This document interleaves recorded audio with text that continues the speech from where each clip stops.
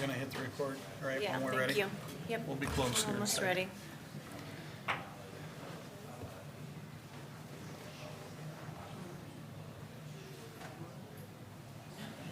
Chief, what, about 40 minutes of remarks, you think? Yeah, I'm gonna do a non-focus. Do you have a great slideshow for us? Yeah, next slide. All right, let's go. All right, we're gonna get rolling here. Welcome, everyone. If you're on the phone, welcome. We're gonna get with you in just a moment. We're going a little out of sequence tonight just because we have a lot of folks here for our celebrations. There is a public access phone number, 646, should be on your screen, 749-3122, and a meeting number 791-645-725. This is the Burlington City Council, meeting number 18, September 21st, 2020, 5:30 at the Thomas J. Smith Council Chambers, City Hall. Would you please rise and join me for the Pledge of Allegiance? I pledge allegiance to the flag of the United States of America and to the republic for which it stands, one nation, under God, indivisible, with liberty and justice for all. Kathleen, roll call, please. Poppin, Here. Rinker, Here. Phillips, Here. Chrysler, Here. Graham Murray. Here. All right, full house. All right, first up, we have a little celebration for our chief. Not necessarily a celebration for us, but we're still gonna be there. So I have a couple of pieces that are gonna be read. I'm just gonna take a second to make my personal comments, though. I've admired your leadership in the time that I've been on council, and I've really appreciated your guidance over the last, especially the last 6 months when I've been kind of floundering as mayor, but also as a council person. So thank you very much, Dennis. Linda, where do you go first? First with the plaque. I'm proud and excited to read this plaque that says, "The City of Burlington hereby honors Dennis Kramer in recognition and appreciation for 32 years of dedicated service, faithfully and loyally serving the citizens of Burlington, Iowa. Retired October 1st, 2020, presented by the Burlington City Council." And I have a proclamation of retirement, whereas the city of Burlington wishes to honor Chief Dennis S. Kramer for over 32 years of service to our community and law enforcement at the Burlington Police Department.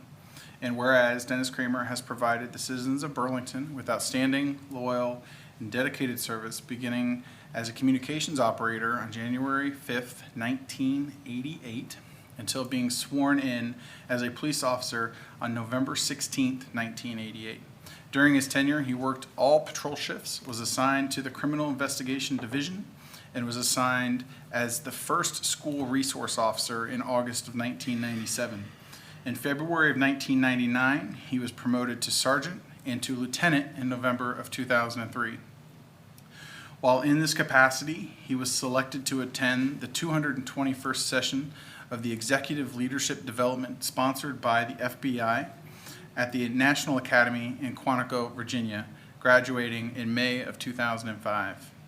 Dennis served as a patrol, criminal investigations, and drug task force commander until 2012, when he became the major of operations for the entire department. On April 16, 2018, he was sworn in as the chief of police. Chief Kramer is honorably retiring on October 1st, 2020, and now therefore, we, the City Council of Burlington, Iowa, do hereby recognize and commend Dennis Kramer for his outstanding service and commitment to the welfare and safety of the citizens of Burlington. We, the City Council, wish him sincere congratulations and much happiness in his retirement. Signed, sealed, this 21st day of September 2020. I would also like... We're going to do this. Matt Austin. Oh, there we go. Thank you. Matt also has something I'd special. also like to present to you on behalf of the Burlington City Council a shadow box, as I did for the previous chief. And what you don't see in there today is a flag, which is currently flying over the Capitol on your last day at work. It will be lowered in about an hour, and then it'll be here in a week, and I'll present it to you for you to put in this box, okay? All right, council, can we get a photo and present the plaques?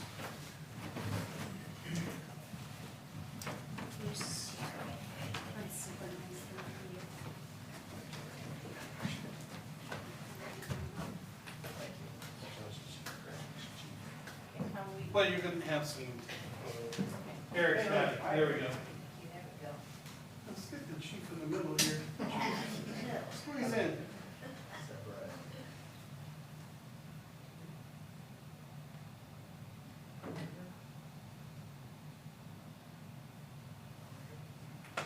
Thank you. Okay.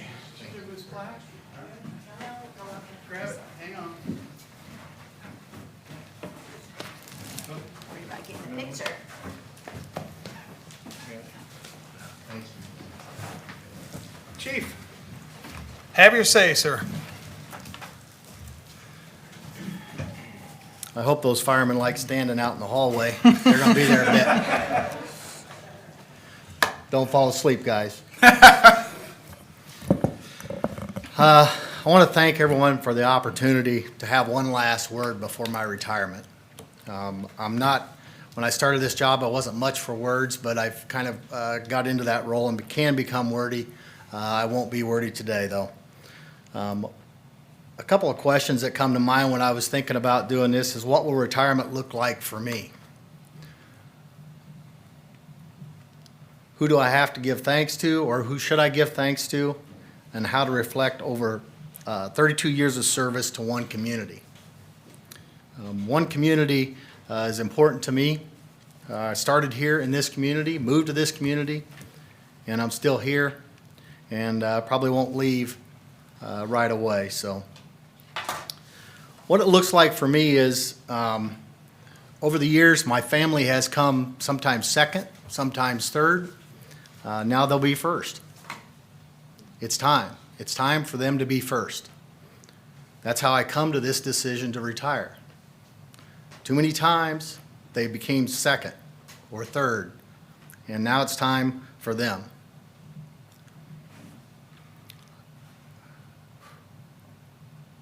I need to thank my wife, Tammy.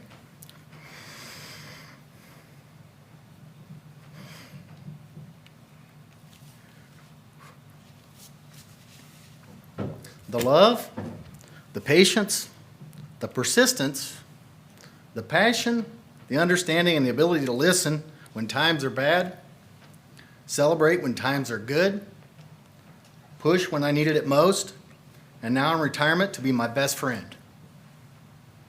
Most trusted and dedicated to being just us. I love you, honey.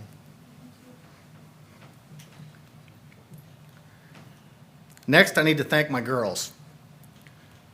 Kirsten, her husband Anthony, my granddaughter Carmen, and thanks to Miranda. I know it's not easy growing up being a cop's kid, always having to do the right things. They understood it all. They understood the dedication, the integrity, the honesty, the understanding when Dad was gone because of work, the safety and sanctity of our home, and how choices you make will impact not just you, but everyone around you.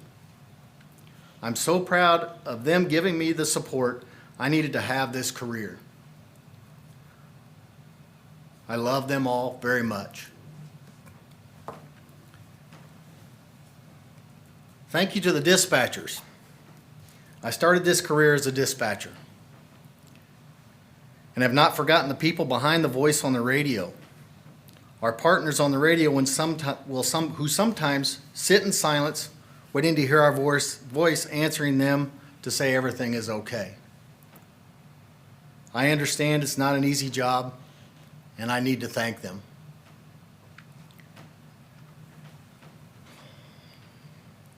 Thank you to my fellow officers who hit the streets daily, who have the strength to continue serving all of us, even in the most desperate of times. Some people call them names, spit on them, second guess them for eternity, when they make a split-second decision doing a job which none of them have the desire, courage, or character to apply or test for. I've been working for and beside some of the bravest men and women that have the courage to walk to the sounds of gunfire. We hear on the news about shots fired, person with a gun, mental subject with a weapon, and the list goes on and on. We go there, they go there, and will continue to go there, while us, who are no longer in law enforcement, cannot forget the bravery it takes to make those sometimes life or death decisions that we have chosen not to make. Thank you. Thank you. Thank you. Every one of you. I also need to thank them for everything they've done for my family, for this community, and their continued service to the community.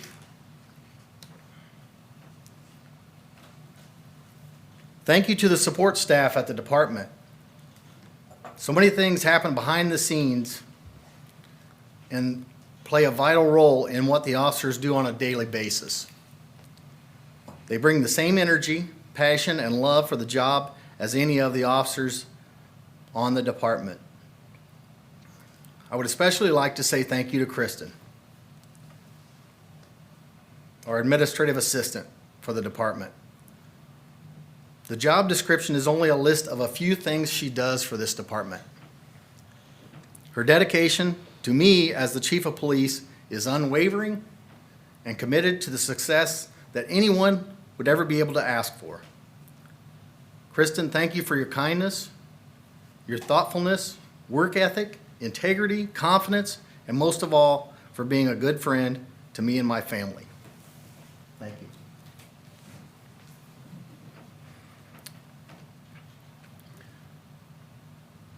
I think I can speak for the department and my family. We love you, Kristen, and you definitely deserve a salary increase for everything you are doing for the city of Burlington, our community, and the department. That's my plug. Thank you to the community. As I said earlier, I moved into this community over 32 years ago and dedicated all my efforts to make this a better place. Not sure if it all worked, but I leave it in great hands with the department to continue without me. I have said it before and I will say it again, that the Burlington Police Department is one of the premier law enforcement agencies in Iowa, and they will continue to move forward with the support of their community behind them.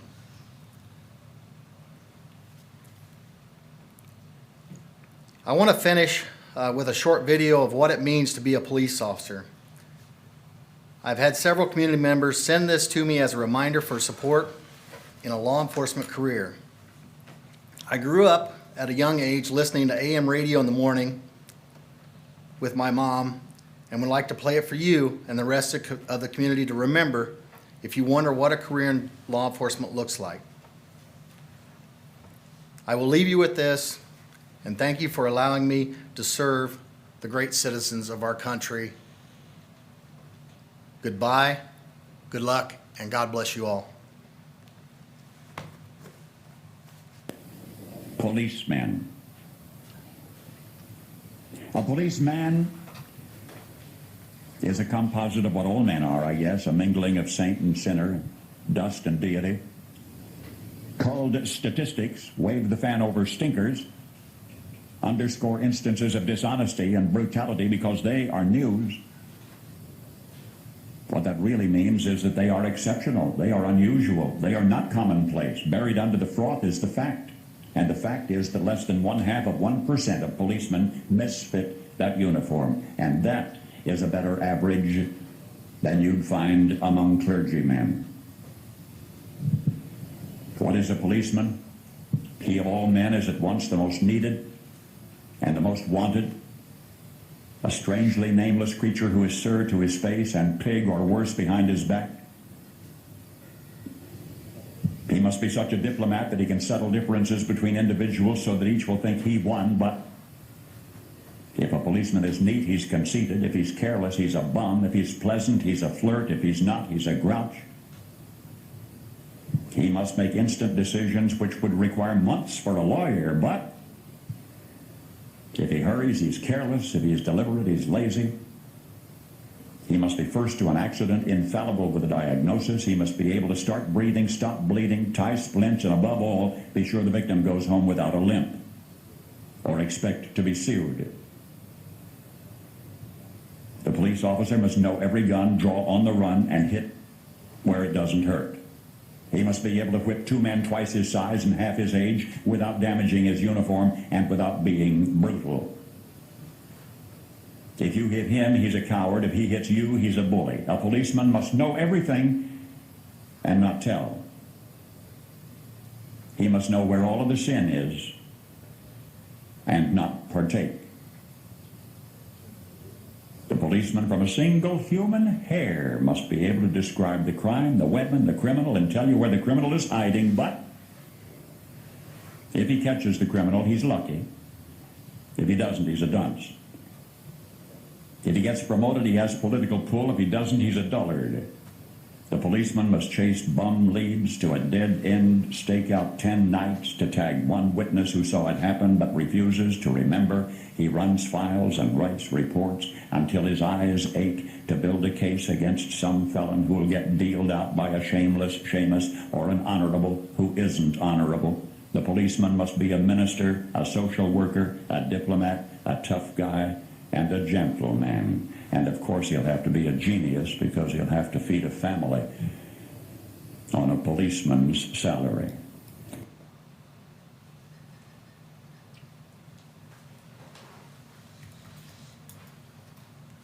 Once again, thank you very much. It's been a pleasure to serve this community. I appreciate everything and the support that I've gotten from the community, from the officers that are behind me, and I know they'll still be behind me no matter what may come. Thank you very much, and God bless you all. Thank you, Chief. The honor is ours.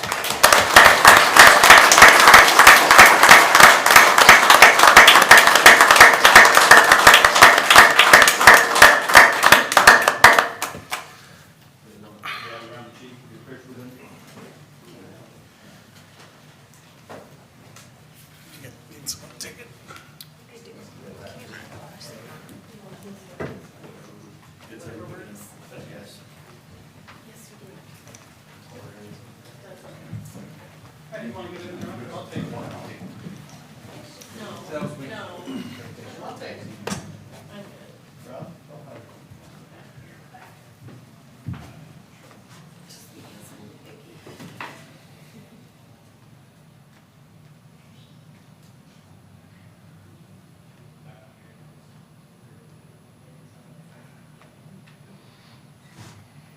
I got 3. Do you want more than this?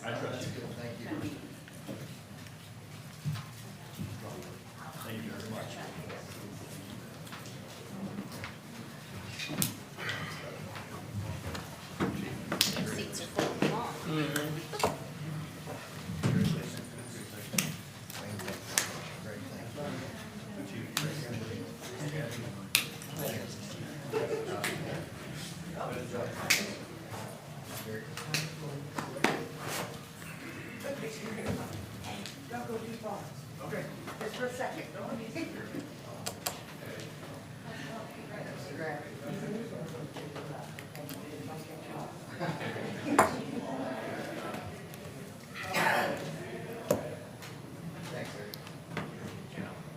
Thank you, Chief. Thanks, Chief. All right. Next up, we have a 10-year award. Bruce, would you like to come in with your family, friends? Come on in, have a seat. Fellas, got plenty of room.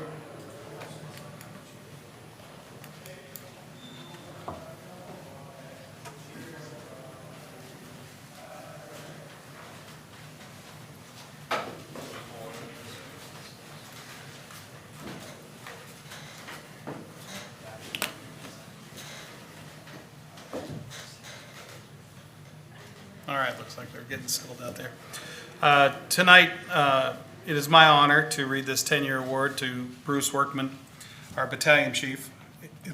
And I'll read it. It's a certificate of recognition In grateful recognition of 30 years of dedicated service to the city of Burlington as of September 4th, 2020, we hereby present Bruce Workman with the certificate of recognition from the city of Burlington, a great place to live, work, and play.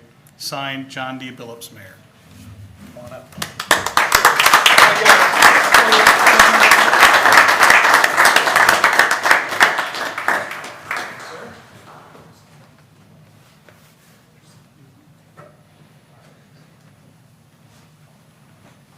Would you like to have a few words? If you will indulge me, Yes. 30 years gets you that, sir. 30 years to that. Thank you. It's a great honor to be here and be recognized tonight.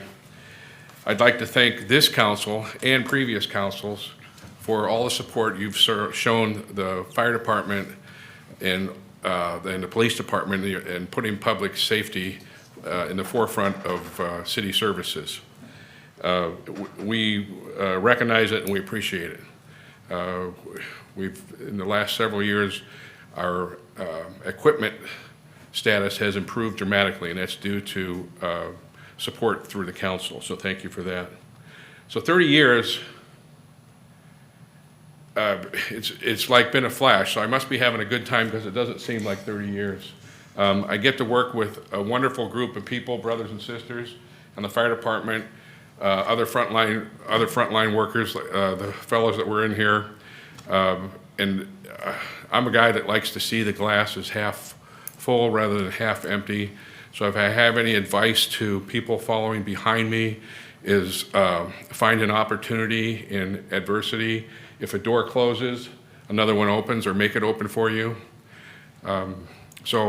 We have a saying at work, we get to come to work, we don't have to come to work. So thank you for allowing me to come here and be successful. Appreciate it. Thank you, sir. Thank you.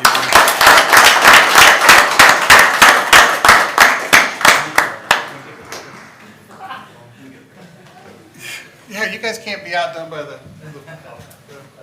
police department. Get over here and take your photo.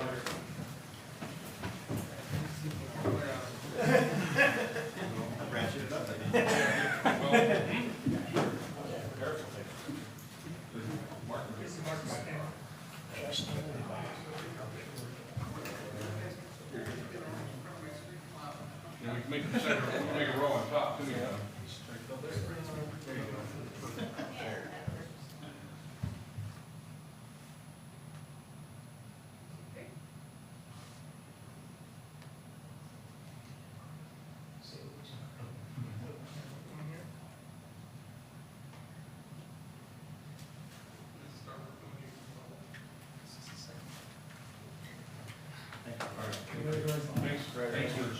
Thank you. Congratulations.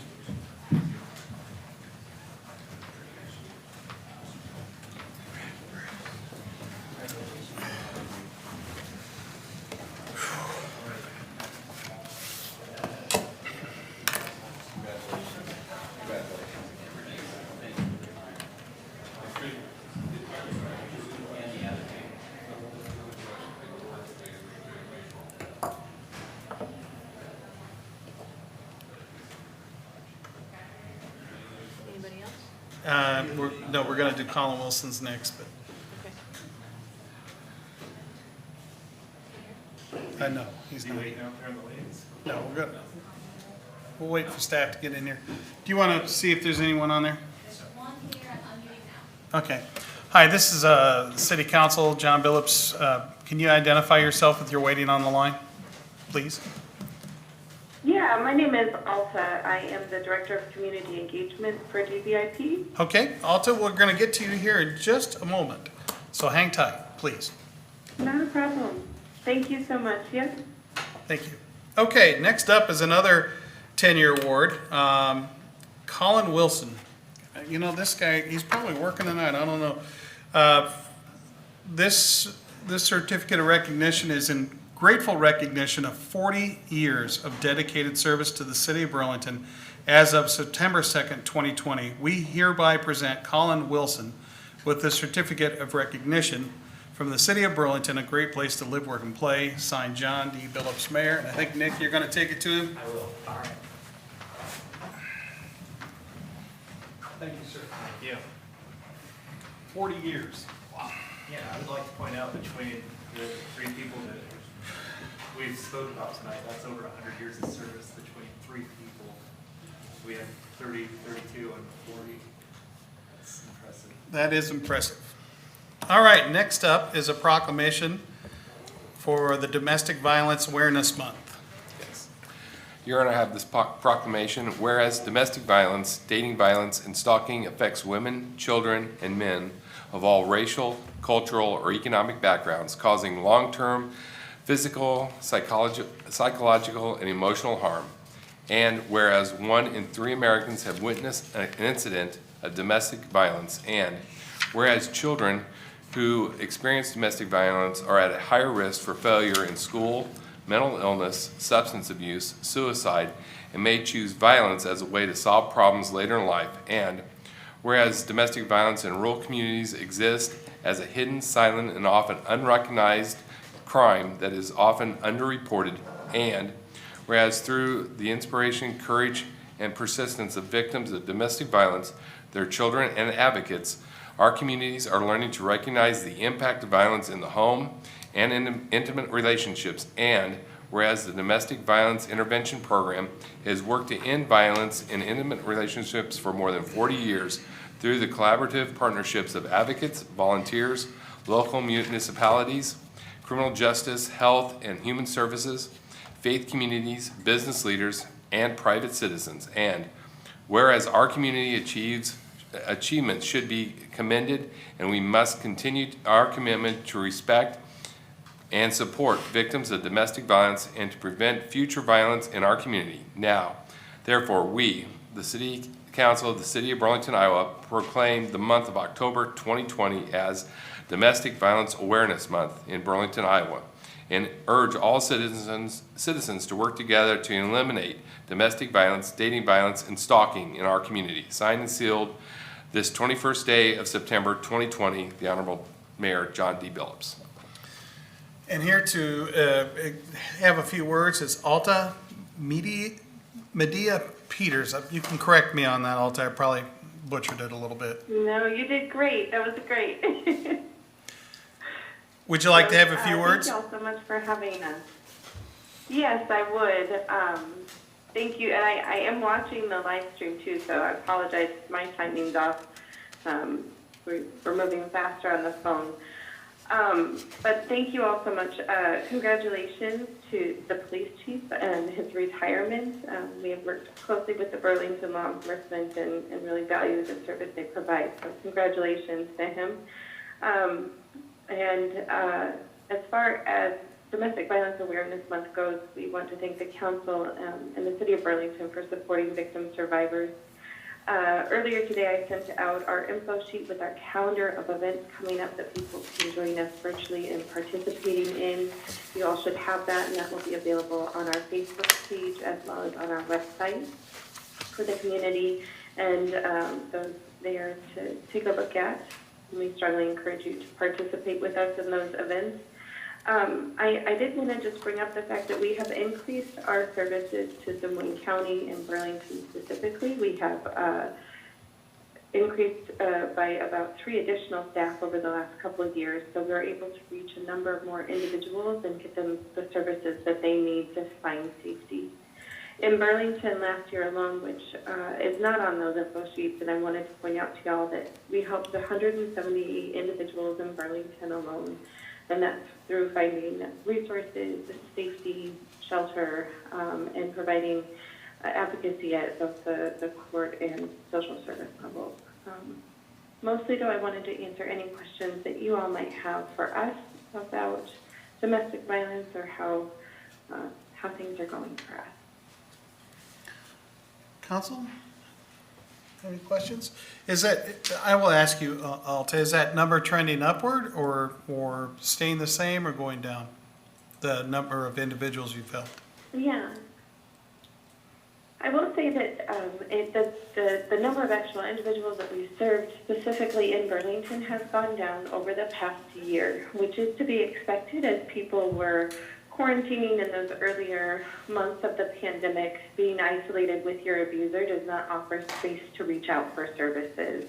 And so we have seen as things have opened in the last few months that we can see our hotline numbers increasing. We've actually had about a 28% increase in phone calls for our entire service region over the last 2 months. So, which is to be expected as people are able to go about their lives, they're able then to reach out for help confidentially.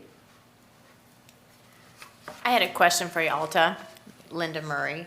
So if somebody wants to reach your hotline, where is that posted? How do they get a hold of that? Yeah, so that is on all of the information I gave you. I will say it again, so if anybody is watching or listening, they can have it. It is 1-800-373-1043. It can also be found on our website. We're in the phone book. We're members of the chamber there in Burlington, so we actually have information in the Friday facts every Friday, and that number's there as well. So we try to get it as many places as possible. Perfect, thank you. Thank you. Council, do you have any other Yeah, questions? thank you. And you said you had a Facebook page as well? Yes, we do, yep. We actually have two. So we have our general Des Moines County Facebook page that, and we'll get that handle for y'all here so I don't mistake it. It is just Des Moines County Domestic Violence Intervention Program. And then we also have one for Journey House. Journey House is our transitional housing program we have for victim survivors located there in Burlington, and they have their own Facebook page as well. Obviously, different needs for people that are in a temporary transitional housing space versus those that are either residing on their own or seeking resources. Any other questions for Alta, Council? No, I'd just like to say thank you for everything you do. Yes, Alta, it's unfortunate that we need your services, but I was looking at 96% felt safer because of DVIP. So thank you very much for your organization's work. Yeah, thank you so much for supporting us and for doing what you do. We appreciate it. We're happy to be there to help those in need when they most need it. So thank you so much for taking the time tonight to acknowledge Domestic Violence Awareness Month, and we hope to see you at some of our virtual events coming up. Okay, and we'll get the proclamation out to you. Awesome. Thank you so much. Thank you. Thank you. Okay, next up is a congratulations to the graduates of the 3rd Annual Citizens Academy. Robert. Congratulations to the graduates of the 3rd Annual Citizens Academy. 12 nominated members took part in a 10-week class that allows citizens of the community to participate in learning behind-the-scenes functions of the city. This class was presented with its share of challenges as our schedule was interrupted by the COVID-19 pandemic. 9 participants were able to complete the remaining sessions. This class is designed to teach citizens about how their local government works for them. Throughout this 10-week course, the participants traveled to each city department to listen to presentations about how the specific departments operate, from budget items to day-to-day tasks. This class teaches the importance of understanding how the city operates and allows the city to be more transparent. Through these last weeks, each participant has learned the tools to be an ambassador and a point of information for the community. We appreciate everyone that took time out of their schedule to start and those who were able to complete the sessions. Please join us in congratulating the 2020 Citizens Academy graduates. And they are the following: Sarah Moak, Brooke Marlin, Ann March, Michael Crowner, Michael Howe, Dennis Fitzgibbon, Richard McIntyre, Kathleen Mason, and last but certainly not least, Tanisha Chalupa. Congratulations to the group. Thank you. Yes, thank you very much. We had a great visit with them the other night in the answer session. I think Jessica, your work's cut out for you because I think there should be 2 sessions, spring and fall. So it really is a great program, and it does a nice job educating a lot of our citizens about all the different functions of the city. Did you have anything you wanted to say? You have to come up. You'd have to come up and say it.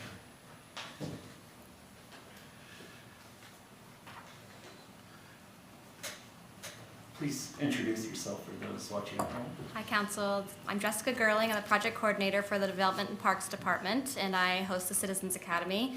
Thank you to everyone who was able to make it last week to visit with us. We started the sessions earlier this year, and we were able to get through half of the sessions before it was interrupted by the pandemic, as you had stated, Robert. So through the work of the department heads and myself, we were able to figure out ways to mitigate and strategize to make sure everybody was able to complete the courses safely and get through them. So I wanted to thank the department heads and all of our participants for sticking with us, and we had a really great group and a lot of fun each evening. So they spent about 25 to 30 hours in total traveling to those city departments and learning about each one. So I appreciate the time that everybody took, both on the city side and the participants. Thank you. Thank you. Thank you. All right, next up is a consent agenda. All matters listed under item 1, consent agenda, having been discussed, are considered to be routine by the city council and will be enacted by one motion. There will be no separate discussion of these items. If discussion is desired, that item will be removed from the consent agenda and be considered separately. On the consent tonight, we have the normals, finances and miscellaneous, minutes of previous meetings, payroll and city claims, beer, liquor, wine, and cigarette permits, reports and bonds. We have a few resolutions. First resolution is resolution of approving nuisance abatements for various properties. Second is a resolution approving the final acceptance, the final payment, and release of retention monies for the 2019 North End Odor Control Project, Burlington Waterworks Facility. Wastewater, thanks, Don. Burlington Wastewater Treatment Facility. Number 3, a resolution approving fiscal year 2019-2020 street financial report, road use tax. Number 4 is a resolution updating the personal manual salary schedule for non-union employees. Number 5 is a resolution approving the submittal of the Title VI program for the Burlington Urban Burlington Urban Service Transit System, sorry. And then we're setting the date for a couple public meetings, October 5th, 2020, a consideration for ordinance amending the section 73.04 special speed restrictions of chapter 73 speed regulations of the Burlington Municipal Code. And number 2 is a consideration of an ordinance amending section 123.01 permit required of chapter 123 special events permits of the Burlington Municipal Code. One appointment, Construction Board of Appeals, Bruce Maupin. Is there anyone on the line, Jessica? Okay, is there, council, do you have anything you'd like to remove off the consent? No? Can we get a vote, please? Or motion, sorry. Your Honor, I have a motion to approve all items listed under item 1, consent agenda. Second. Multiple seconds, fantastic. Plotman, Yes. Rinker, Yes. Phillips, Aye. Kreitzer, Aye. Mayor Murray. Aye. Okay, passed. First up, hearing statement for consideration of plans and specifications for the 2020 Tiger Grant roadway improvements of Main Street and Jefferson Street project, 2020 Tiger Grant Riverfront Revitalization Project. Good evening. We have a whole new crew in here presenting to you. We had Leo and Jesse in last week, and now we have Jason McKenzie with Venture and Kim, and then myself. So you may have to fill us in on any gaps that we would leave out from conversations from what you wanted to hear between last week and now. He will just go over kind of the plans and specifications for this project, but as you know, we're out to bid for the road project currently with the DOT. So, In case you missed it, they said you were gonna be half the cost and twice as fast, so. just- 1 week's no, time. I'm joking, that's a joke. You mean I'm gonna present twice as fast? Welcome, sir. Thank you, Nick. Thank you, Mayor and Council. As Nick said, Leo presented this last week and went through this, and I'd be glad to go through it, or I'd be glad just to answer any questions. Let's go through it. Okay. All right, Eric. So we're going to talk about the project area, current conditions. We're going to go to the status of the plans and go through some renderings of the proposed work, talk about cost and phasing, and then construction schedule. And then lastly, just kind of talk about some meetings that we're going to have throughout the process. Here is the study area, or the project area on Jefferson, basically from the riverfront all the way up to Central, and then Main from Angular all the way to US 34 there on High Street. And then on the riverfront from basically the south dockage all the way up to the north dockage there. So, and here's just some pictures of the study of the project area. And then here's the project limits. Basically at the bottom, you can see in orange, that'll be the project limits of this project. The blue/purple is what was done previously on the flood mitigation project. And then here's some pictures of the Phase 5 flood mitigation project that was done. And then it just shows the other areas in between the port building and the auditorium that'll be done on this project. And then also, and then here on the, basically the south side of, or the east side of the auditorium, that'll also be included in the project. So we got final approval from IDOT, or Iowa DOT, on the Jefferson and Main plans. They're out to bid right now, and they bid on October 20th. And so in Jefferson and Main, here is the phasing. As far as Main Street is in light green there from Angular up to, and then that will basically be in the base bid. And then the purple, the last block there on the north side, will be an alternate bid on Main Street. Main Street will be built first, and I'll go over that. There's a schedule at the end, I'll go through that. And then on Jefferson is in yellow there, be from Front Street up to 8th Street will be in the base bid. And then basically in the blue there from 8th to Central will be in the alternate bid. And if we have the budget, those will all be included in the project. Here's just a rendering of what Jefferson will look like as far as having pervious pavers and trees and decorative lighting, and then also pervious pavers on both sides of, so parallel parking on the right side, and then angle parking on the left side. And then basically sharrows, which allows for a share the road between the vehicles and the bicycles. Here's on South Main, basically from Angular to the railroad tracks. We're basically gonna have bio swales on both sides. This is kind of an old rendering. I think we have a new one later in the presentation that'll show it. We basically shifted this and had equal green space on both sides. We'll have a multi-use trail on the east side, a 10-foot multi-use trail for bicycles, pedestrians. And then we'll have two through lanes, one each way, with parking on the west side. And then also a 6-foot sidewalk on the west side.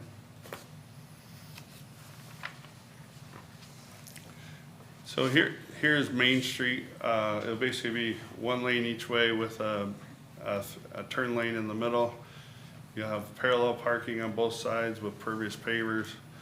And then we'll have flow-through planters with plantings and trees, and those flow-through planters will have stormwater flow into them and then overflow into the storm sewer.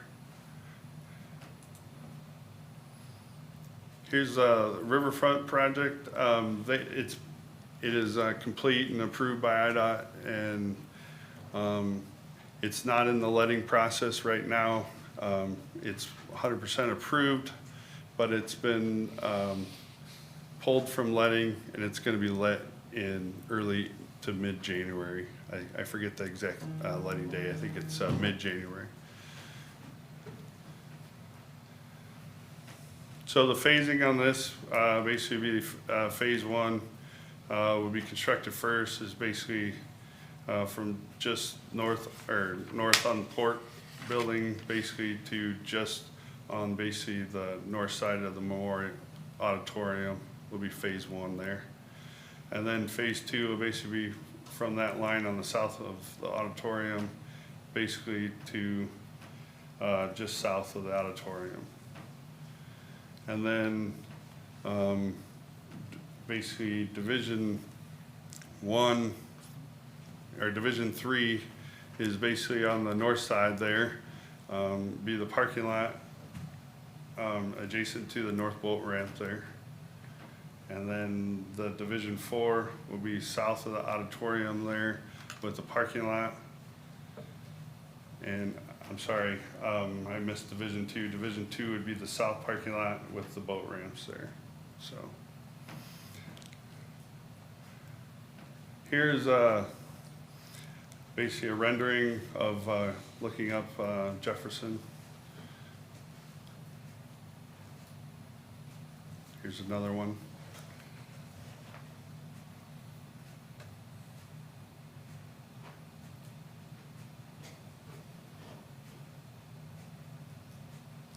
Here's Main Street. You can see the flow-through planters there, the raised flow-through planters where stormwater will be flowing through with plantings and trees. And here's the south side where we're gonna have bioretention cells on both sides. Or not, bioswales on both sides, excuse me. And the stormwater will flow into those with the plantings and the trees and then overflow into the storm sewer. Here's a rendering of the riverfront with the splash pad and the shade structure.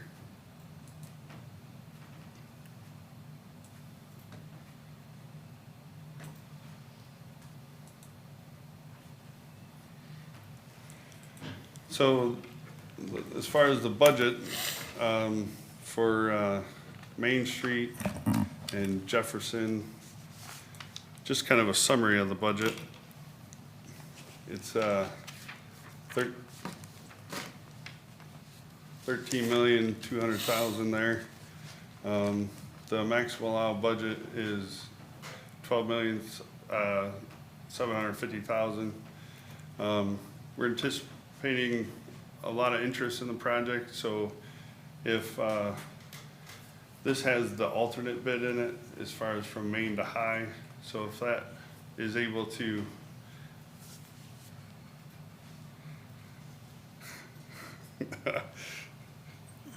Thank you, Eric. My eyes aren't as good as they used to be. So,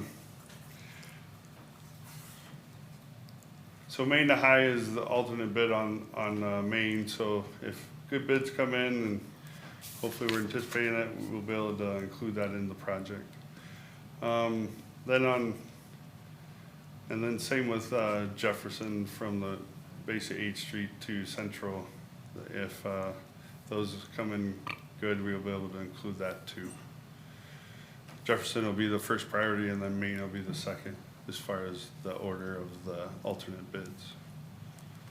And then down in basically in Riverfront, it's a budget of estimated at 5.9 million overall with everything included.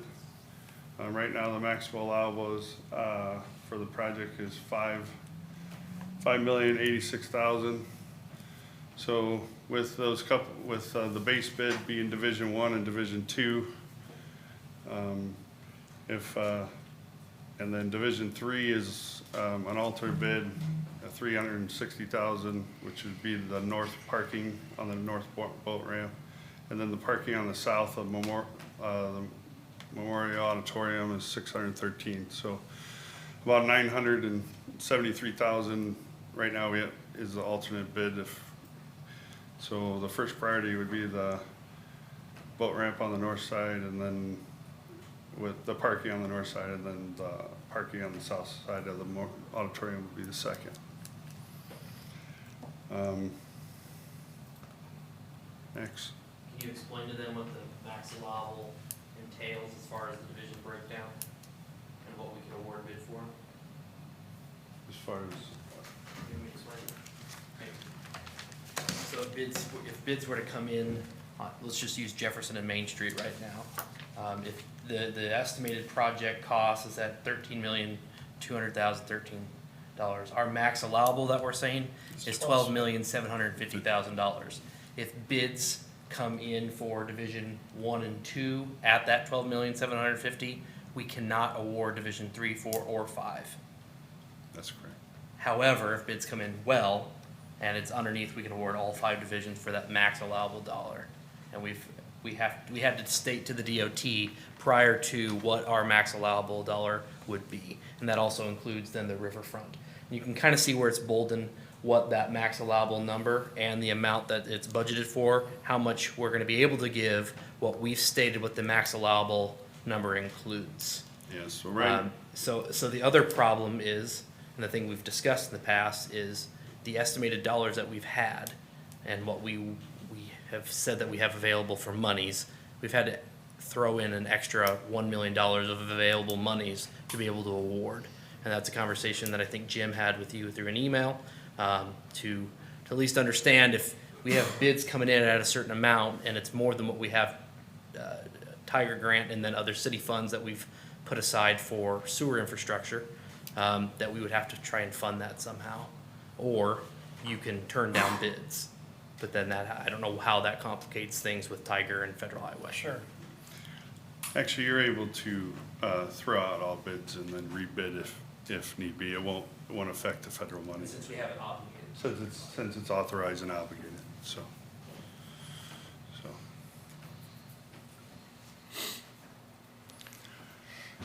So as far as schedule, like I said, Jefferson and Main is out to bid right now. We bid on October 20th.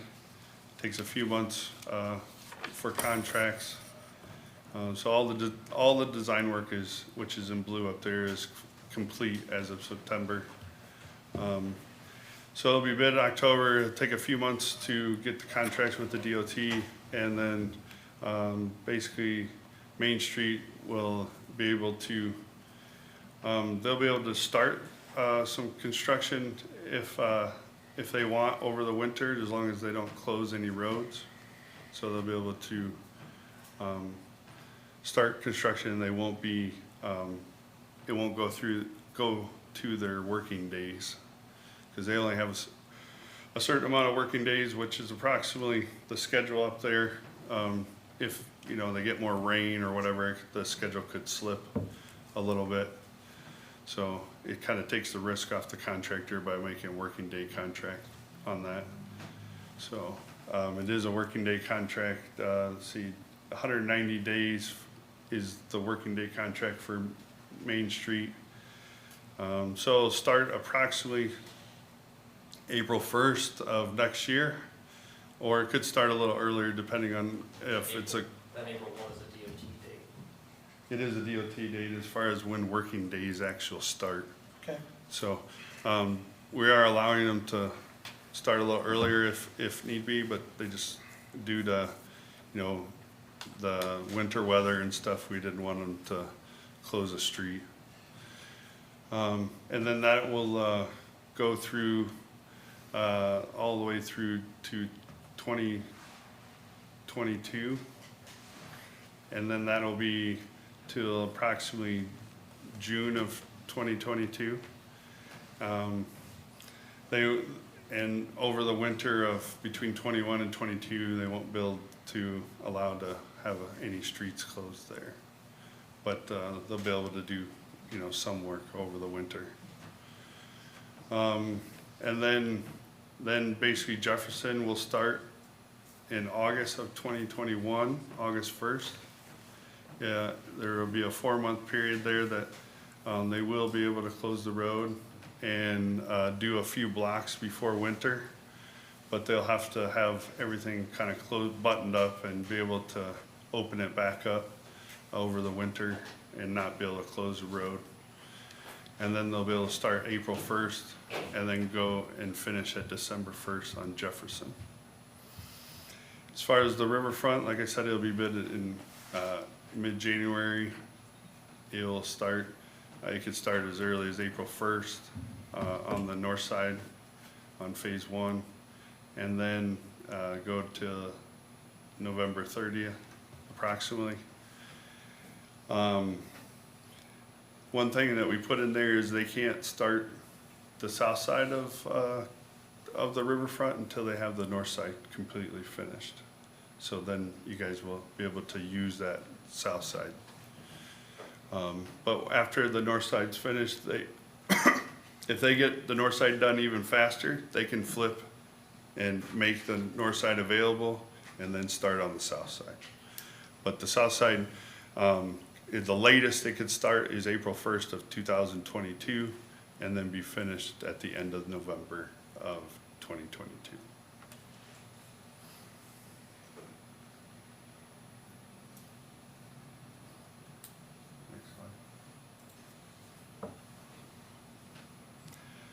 So some of the meetings and activities, as soon as it's awarded, we'll have a pre-construction meeting with the contractor and the city and the DOT. Then at that point, once we have the contractor on board, we'll have basically a project neighborhood meeting to kind of go over with the businesses and the chamber and any stakeholders and partners. Basically to go over the construction schedule and go over any specific details of the construction. And then we'll have submittals coming in from the contractor. Construction items will be like, and then which will, with concrete, furniture, lights, landscaping, and materials. And then, so we'll have a inspector out there daily. They'll be documenting all the daily activities and making sure that it's according to they constructed according to the specs and special provisions, and we'll also have material testing, make sure everything is in spec. Every week we will have a weekly report that we could have available to upload to the website. It basically will just tell you what was going on that week, have some pictures that people can see with it, and then also talk about what's coming up the next week. And then we'll go through and document all the quantities and any change orders or closeout throughout the whole project. This has to be according to federal procedures through the DOT, so everything will be documented according to those procedures. So this, because basically after the fact, they'll come and audit all the books and everything, and so we make sure we follow that procedure. We get it set up, and everybody out in the field follows that to a T, because we don't want to have any problems, because if it's not properly documented, then the feds could come back and make that, basically, they won't pay for that item, so. Then we'll have monthly progress meetings with the contractor to go through where they're at in the schedule, see if there's any concerns, have them, tell them they have to speed up if need be, and just kind of go through any concerns throughout that. But we'll have monthly construction meetings throughout the project.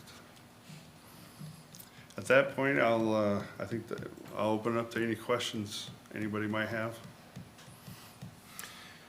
Is there anyone online, Jessica? Okay. Council, do you have any questions beyond what we covered in the work session? I will make a comment. So I'm excited to see this finally moving forward. I was actually looking at my emails earlier today, and I had an email from Jim almost a year ago to the day with an update on the Tiger Grant. So it's nice to have this getting to a point where we're bidding. Yep, I would agree. All right, thank you very much, sir. I think that takes care of it for us. Thank you. Can I get a motion? I have a motion to close. Second. A vote, Kathleen, when you're ready? Mopin, Yes. Rinker, Yes. Phillips, Aye. Kreitzer, Yes. Graham Murray. Yes. Your Honor, I have a resolution approving plans and specifications for 2020 Tiger Grant roadway improvements, Main Street and Jefferson Street project, 2020 Tiger Grant Riverfront revitalization project. Second. Kathleen? Mopin, Yes. Rinker, Yes. Phillips, Aye. Kreitzer, Yes, please. Graham Murray. Yes. All right, next on to resolutions. First one up, Robert? Your Honor, I have a resolution approving Second Amendment to the development agreement by and between the City of Burlington, Iowa and Merge Burlington LLC. Second. We approved the original agreement with Merge back in April of 2020, and had to end up with a couple of amendments. One, the extension of the closing date. We had a closing date originally of September 4. Due to timing on state funds, we were in a position this wasn't moving forward. Then when state funds did come through, they were able to move forward, but on a delayed schedule. It moved that closing date being by the end of December. This second amendment adds a couple of other amendments to the original agreement as well. They've modified the structure a little bit, and we talked about this at the work session. They've reduced their footprint a little bit. It's still 5 stories, but the width of the building is a little narrower. They've added some parking on the east side of the structure with some green space. In doing that, they have reduced the square footage. The original agreement talked about minimum improvements of 47,000 square foot. This reduces it to 40,000, reduce the number of rooms from 67 to 47, and I am doing this a little fast, but then the retail space on the main level, they reduced from 4,600 square foot to 3,000 square foot with that smaller footprint. They've moved a couple of dates out as well in the terms in here. The target demolition has been moved out to April 1 of 2021. In the original agreement, it was the end of December. They've changed, I'm sorry, that's completion date is April 1. No. That's demolition completion date. They've changed 2 other things.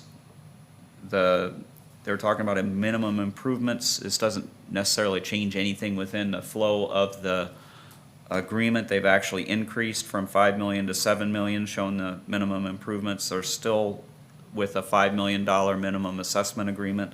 That did not change. They did change the redevelopment grant.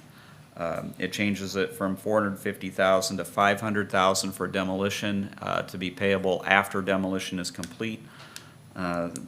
Tax rebate is still a part of this agreement. That's up to $4.5 million over 10 years. They did not adjust the schedule on that. I don't know that the intent, we didn't really figure that with that minimum assessment that they would receive a full $4.5 million anyway.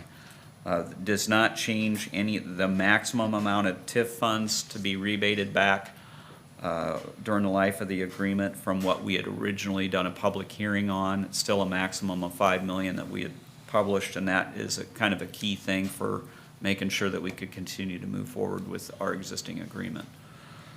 I'd answer any questions you'd have.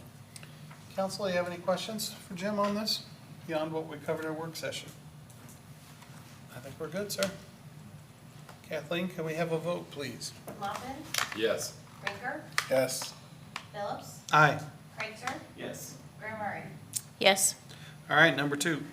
Your Honor, I have a resolution approving agreement with Kaler Consulting LLC to assist the city in the search for the new police chief. Second. Hello. We went over this in work session, but in the memo it states we went out and got some bids to hire a search firm to do the police chief.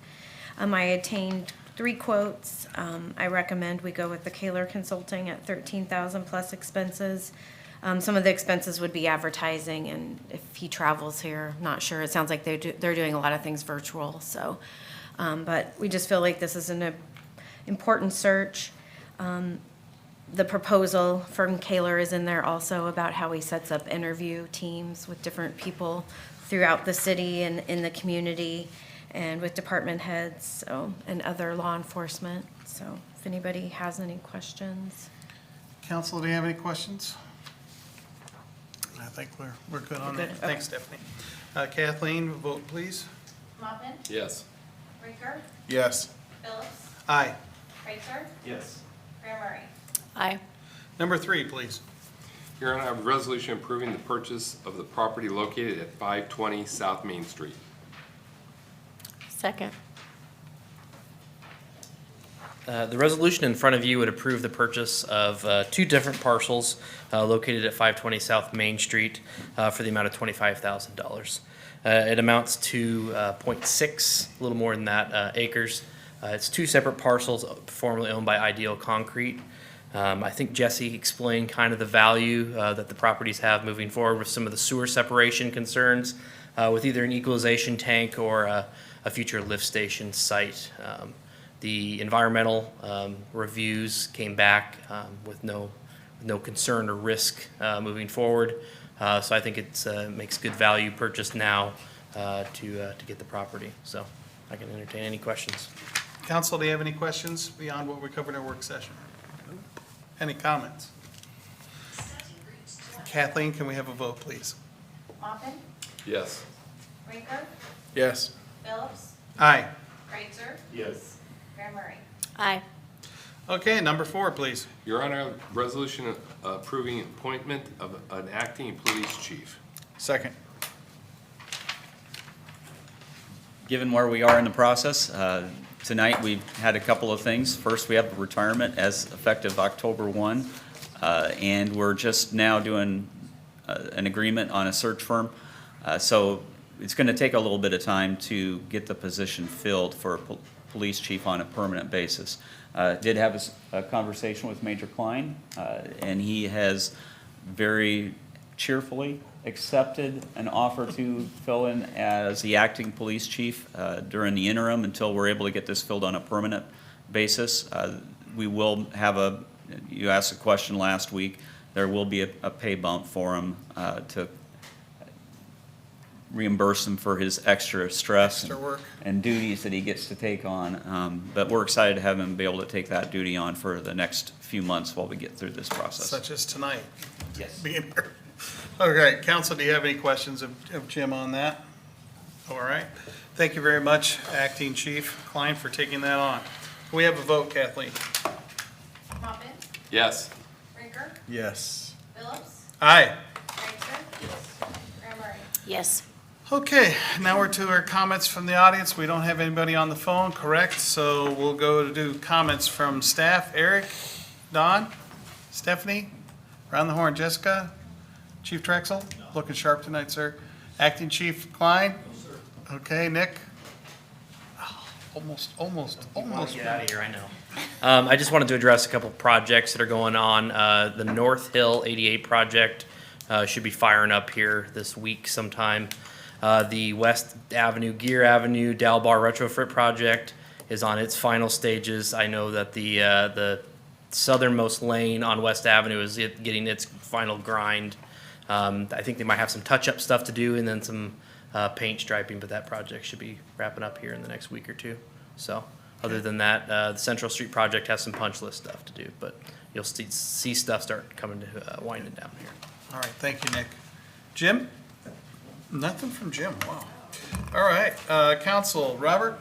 Just a reminder that, school's in session, and reminder to keep the speed down in school zones, and kids are out playing, so, please don't be speeding around neighborhoods where, kids are out playing in the street, maybe they don't have sidewalks or whatever, so just be mindful of your neighbors and the people around you. Bill? No, I'm good, thank you. All right, Matt? I'm great. Thanks. Linda? No. All right, well, I've only got about 40 minutes worth of stuff. No, seriously, tonight is it's always a humbling night when you see some of the talent that is on loan to us by people's service to the committee. 40 years, 30 years, 32 years, great leadership, great participation. So once again, coming from where I was now to being on council and dealing with these folks on a daily basis, City of Burlington, you're getting a great deal. So we have some great staff and great people working here, so hats off to them. And with that, can I get a motion to adjourn? Motion to close. Second. All right, Kathleen, can I get a vote? Moffitt? Yes. Rinker? Yes. Phillips? Aye, Kreitzer? Yes. Graham Murray? Aye. we are adjourned. Thank you, everyone.